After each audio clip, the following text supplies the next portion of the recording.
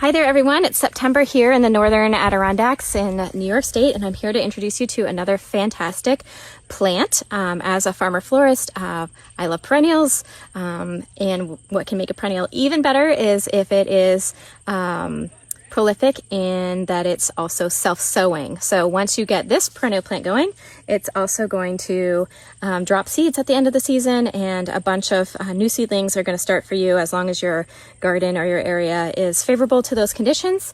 And then you're going to have even more that you can move around and grow your collection, or you can pot up those seedlings in the spring and you can share them with home gardeners, sell them to home gardeners. If you have a nursery operation going, we're actually thinking about that now that we've transitioned to so many perennials. They all need to be divided. They all need to, be thinned now. So we're going to be applying for a nursery certificate so that we can really take advantage of all of their production. So this is beautiful heliopsis burning hearts. Really pretty purple stems and this deep purple green foliage are some of its characteristics. Bright ombre of red, orange, and yellow on the flowers. And I'm going to share more with you in just a minute about how we use this flower, the ways that we harvest it to make sure that it's in its proper stage and everything, and also how we grow it. So have a listen to those videos. Okay, I'm going to head down the row here and talk with you a little bit about how we use heliopsis, and then we'll talk about how we grow heliopsis in the next video. So earlier in the season, these plants are quite a bit taller, and we are harvesting them sometimes just part of the stem. So this has a really nice branching habit. You can see on this stem here. And so we might cut right here where my thumb is, and then we'll have these two side shoots as separate stems that are also usable and long enough to go into market bouquets. So that's pretty cool.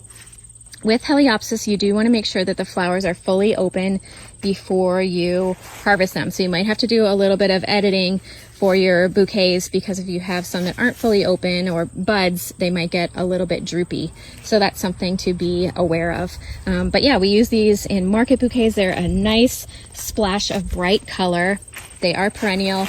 If you're looking for an alternative to something like bright colored zinnias or those bright lights cosmos, some of those annuals that you'd have to invest in every season, this is a great plant for that. So these pretty daisy shaped flowers, and we also use them for any of our event work that's calling for bright colors. You can see the pollinators love them too, and they've been blooming over a very long season here. We just keep harvesting them again and again.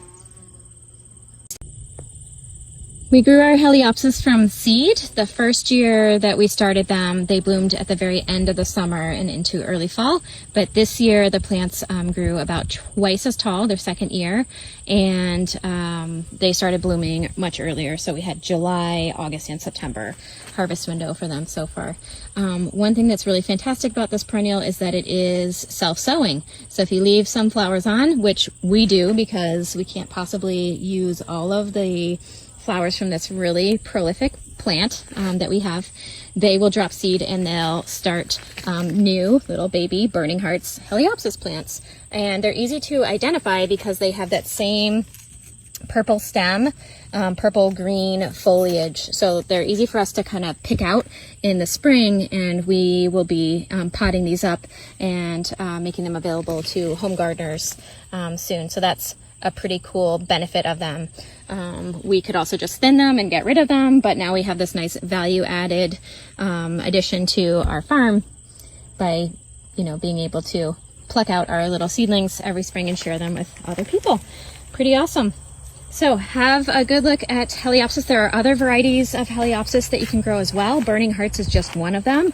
We love the height on this plant and its nice bushy habit, but there are some other types that you can check out and consider bringing into your